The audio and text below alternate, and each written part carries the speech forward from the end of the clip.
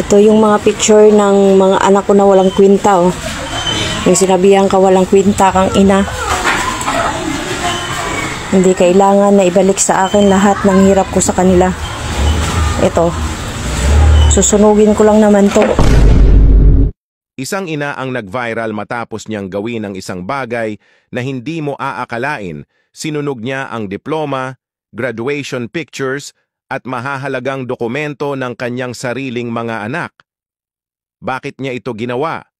Anong matinding dahilan ang nagtulak sa kanya para sunugin ang pinaghirapan ng kanyang mga anak? Alamin natin ang buong kwento. Dahil hindi nila ako ginusto maging nanay. Kuha kang picture ng ano doon. Kuha ka ng lighter.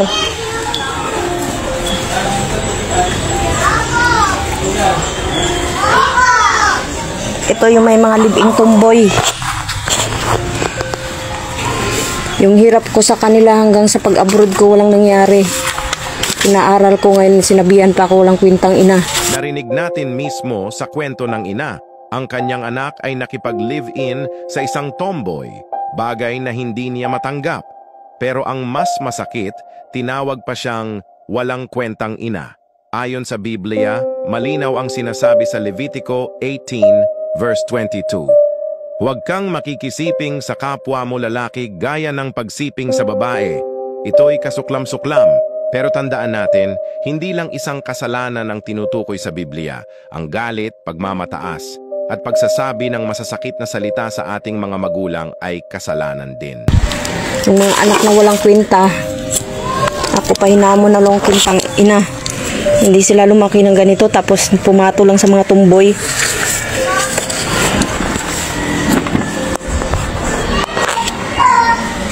Napakahirap ako. Pakalakihin sila kahit walang ama. 6 years old pa lang to, iniwanan ng ama nila. Lumaki sa poder ko. Yan. Isipin niyo ito, iniwan na sila ng ama noong 6 na taong gulang pa lang ang bata.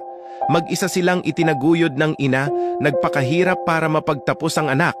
Tapos sa huli, siya pa ang sasabihang walang kwentang ina. Kung walang kwenta ang nanay, edi sana hindi nakapagtapos ang anak.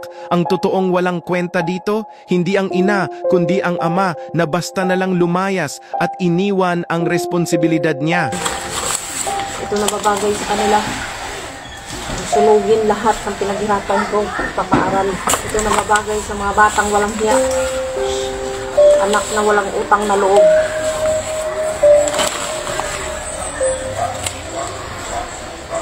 Ito, nakikita niyo to? Ito na babagay sa inyo mga anak. Walang kwenta yung diploma niyo at award niyo. Kung mga bastos rin lang naman kayo. Hindi ko pang hinayangan sinugin yan.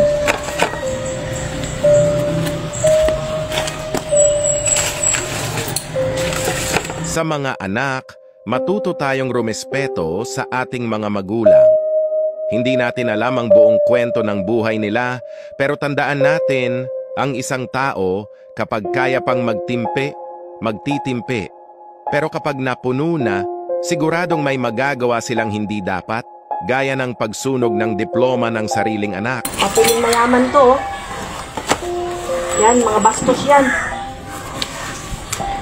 Hindi nila ako ginusto maging nanay. Ito. Kasi yung mga kapatid nila, nasa kamay na ng iba.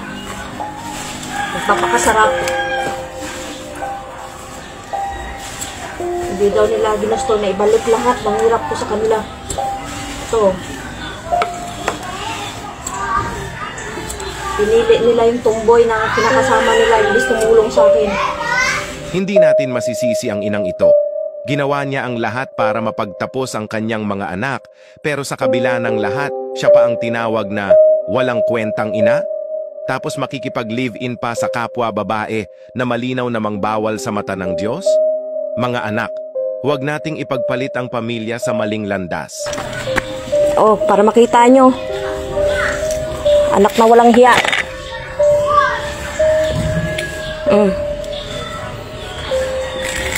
Pinalaki ko kayo. Ito, ibabalik nyo sa akin. Sa huli, sana hindi umabot sa ganito, ang pagsunog ng mga diploma at mahahalagang dokumento. Dahil tandaan natin, ang mga anak din ang mahihirapan kapag kailangan nila ang mga papeles na ito sa hinaharap.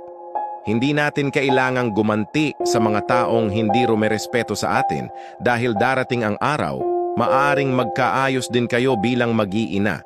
Pero ang nasunog na diploma, hindi na maibabalik. Kaya bago pa irali ng galit, isipin muna natin ang magiging epekto nito. Minsan, mas mabuting manahimik na lang at ipagpasa Diyos ang lahat. Siya na ang bahala sa kanila.